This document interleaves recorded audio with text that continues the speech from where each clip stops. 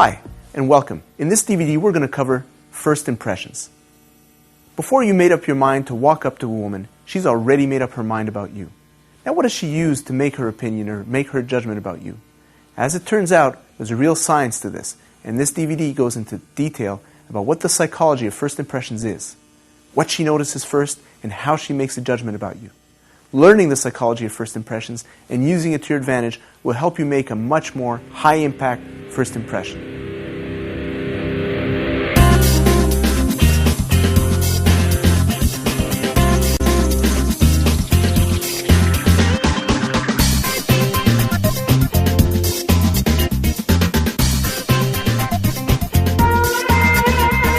The thing about first impressions is the world will always come to see you the way you see yourself. You cannot project an image that is incongruent with how you feel about yourself.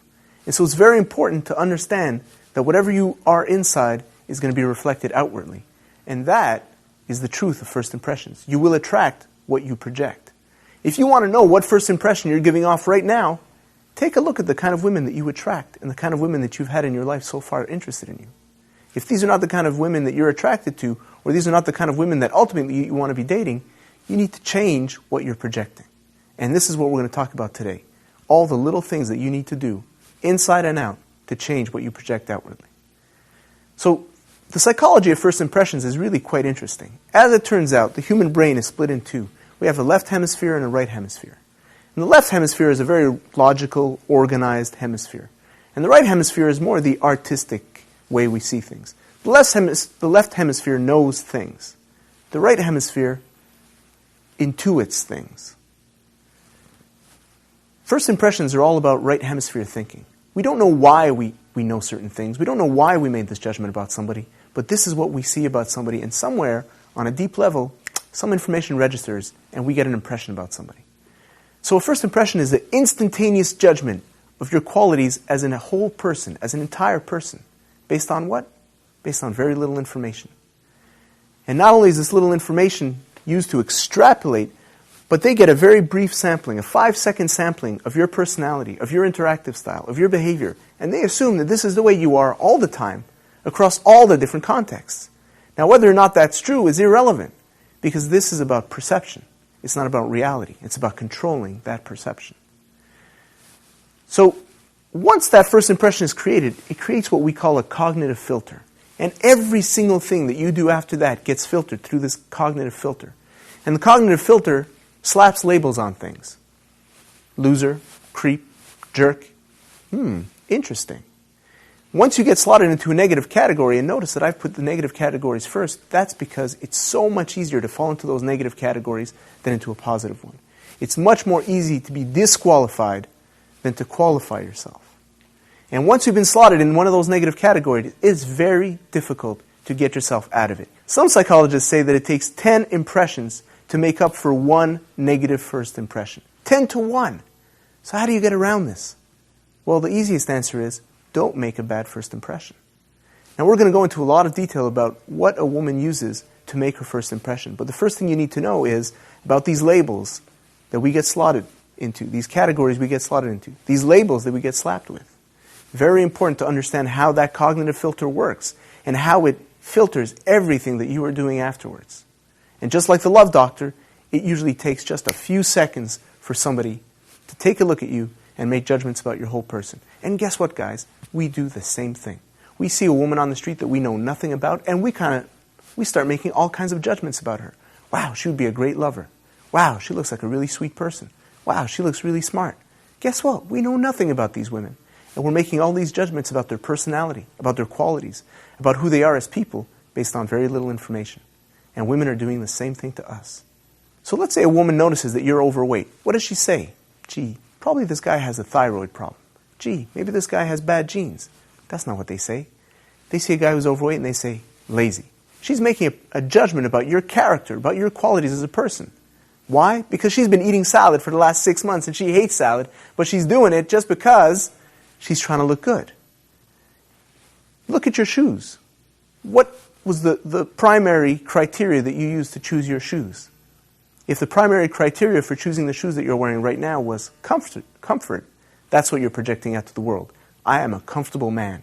And remember, you are going to attract what you project. So you're going to attract a woman who's a comfortable woman, or a woman in comfortable shoes. If those are the kind of women that you want in your life, that's great. But normally, those are not the kind of women that turn men's heads. All these women who are standing around in these uncomfortable high-heeled shoes, what do you think their primary choice, their primary criteria for choosing those shoes were? You think it was comfort? I don't think so. Probably something a lot more like sexy. If she sees a guy who's sloppy, she probably doesn't think, wow, this is just a guy who's so busy he doesn't have time to take care of himself. She probably says, this guy's not reliable. He doesn't care about himself. If she sees a guy who's too groomed, what is she going to say? Tells me something about his personality. He's probably into himself too much. Narcissistic. Even worse, he must be gay. Details is what first impressions is all about. Controlling the details. Women spend an agonizing time just scrutinizing the little details of their wardrobe, trying to match their earrings with the little buckle on the shoes and making sure that the shoes match the handbag. It's crazy. How much time did you spend taking a look at what you project and the look that you're projecting? Do you know what first impression you give off? Do you want to know? Sometimes knowing the first impression that we give off is one of the most important things we can do.